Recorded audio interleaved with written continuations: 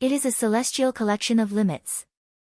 Mercury isn't just the nearest planet to the Sun, but also smaller, denser, and older than all the other members of our home system. Washed in the radiantly bright light of the Sun, it was basically impossible to see this planetary oddity directly from Earth for generations. Besides, the intense solar radiation prevented nearly all research visits. It was only when MESSENGER entered Mercury's orbit in 2011 that the planet could be studied in detail over a longer period of time for the first time. Since then, we have learned that water ice and organic molecules lie dormant at Mercury's North Pole. But that's not all. New findings suggest the intriguing conclusion that there is a literal treasure hidden deep inside the planet, a 18 kilometers thick layer of pure diamond. But that's not all, either. Another study suggests hidden glaciers exist beneath the planet's surface, where life could even have developed. From a cosmic perspective, Mercury is a cosmic maverick. The innermost planet in the solar system has only received 2 visits from Earth so far. NASA's Mariner 10 space probe passed by Mercury for the first time in March 1974, followed by 2 more flybys in the same year and 1975. The unmanned spacecraft took more than 4,000 pictures of the planetary surface and captured almost half of its terrain. The second Mercury visitor was also dispatched by NASA. Mercury surface, space environment, geochemistry, and ranging, or MESSENGER for short, orbited the celestial body from 2011 to 2015 and eventually made a crash landing on its surface, albeit a planned one. The third Mercury mission is now on the starting blocks. Developed as part of a collaboration between the ESA and the Japanese space agency JAXA, the BepiColombo space probe left our blue home planet on October 20, 2018. The experts hope that BepiColombo will provide us with a comprehensive description and new insights into Mercury's evolutionary history. However, it will take until December next year before the probe enters orbit around Mercury. Although BepiColombo will not land on Mercury's surface to study the celestial body up close, we have now succeeded in uncovering the planet's fundamental characteristics. Mercury has a modest diameter of just under 4,880 kilometers, which means it's only 1,400 kilometers larger than our Moon. However, when it comes to extreme surface temperature fluctuations, no other planet in the solar system can beat Mercury. While the thermometer rises to 430 degrees Celsius during Mercury's day, it drops to 170 degrees Celsius below zero during the freezing cold nights. It's no wonder that Mercury sometimes resembles a planetary furnace. After all, it's only 58 million kilometers away from the Sun. It's also the fastest planet in the solar system, taking just 88 days to orbit our host star completely. While scientists in the past once believed that Mercury had a bound rotation, meaning it always presented the same side to the Sun, we know better today. Mercury exhibits a so-called partially bound rotation, which means it rotates exactly 3 times on its axis during 2 solar orbits. Due to its chemical composition, Mercury is classified as a terrestrial planet.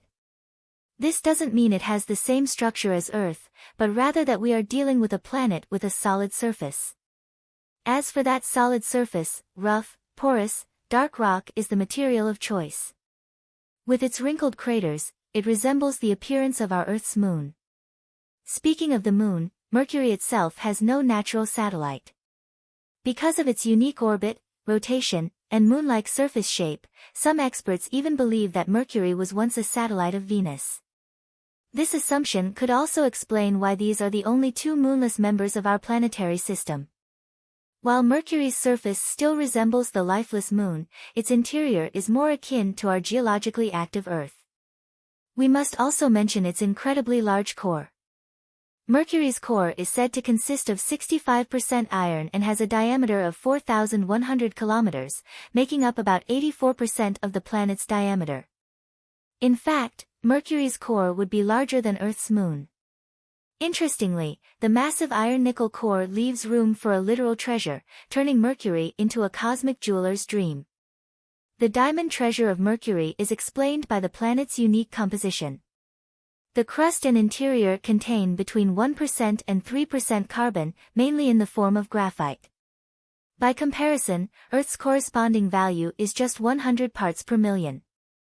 The carbon gives Mercury's crust its dark color.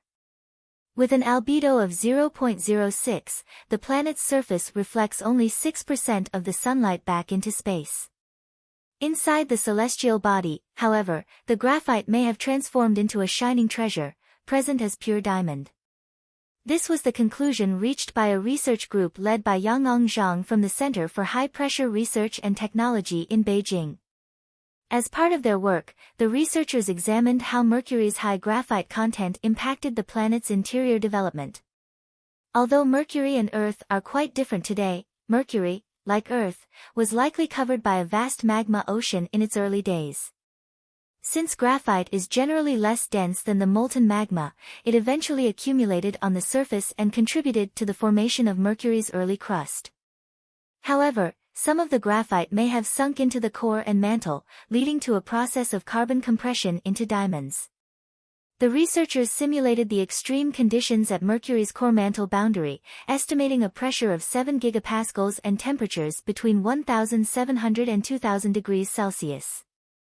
With the presence of sulfur, which we now know exists in abundance on the planet, a small portion of the carbon could have been transformed into diamonds.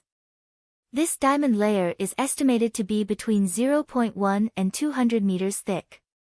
However, the diamond crystals could have risen to the core mantle boundary and formed a diamond layer that might be 15 to 18 kilometers thick today. Unfortunately, the natural jewelry box that encases this treasure is incredibly difficult to access, hidden over 600 kilometers below the planet's surface. Although these findings are exciting, the diamond layer remains a theoretical assumption. Still, it is possible that some diamonds were brought to the surface by convection currents or volcanic activity. Or, on the other hand, huge impacts in the beginning of Mercury. This is a peculiarity that we are likewise acquainted with from earthly jewels, which are conveyed along by the rising magma from volcanoes. As indicated by the specialists, the planetary expedition in the purported high magnesium area looks especially promising. Courier examinations have uncovered a bizarrely high magnesium content in the covering, and thus provided an indication that material from great depths once reached the surface here. Anyway, the future must show whether this also included jewels. A future that goes by the name of Bepicolombo, and as mentioned, is set to take a close look at Mercury as soon as next year. Is there life on Mercury? Well, assuming that Alexis Rodriguez has his way, this can no longer be precluded. The lead creator of the study, which was published in the Planetary Science Journal, calls attention to in detail that Mercury and Earth are surprisingly comparable in one regard. But what does that mean? There are ice sheets on Mercury as well, but they are ice sheets that are entirely different from their earthly namesakes. Since what on Earth are still colossal ice masses with a plainly defined catchment area, on Mercury, there are salt streams that have trapped volatile mixtures like water, carbon dioxide, or nitrogen far beneath the planet's surface. The discovery of the salt ice sheets was thusly triggered by messenger data, which had identified areas with raised concentrations of volatile components. Furthermore, some obvious pits and scarred structures show that substances once outgassed and sublimated there. In this regard, the specialists underscore that their models unequivocally affirm that Mercury's glaciers were formed by a salt stream and contain volatiles for over 1 billion years after their emplacement. And why this aspect becomes so critical to the specialists is clear when we return to Earth. Even in the most unfriendly terrestrial districts, such as the Chilean Atacama Desert, there are livable niches that are only made possible by specific salt mixtures. Considering this, it could be that Mercury also has regions underground that are much more amenable to life than its harsh surface.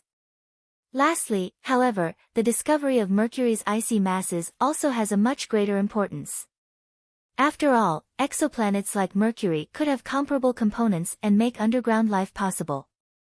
And if you now go underground to our video, you will see a button there that will enable you to never miss a thrilling post from us.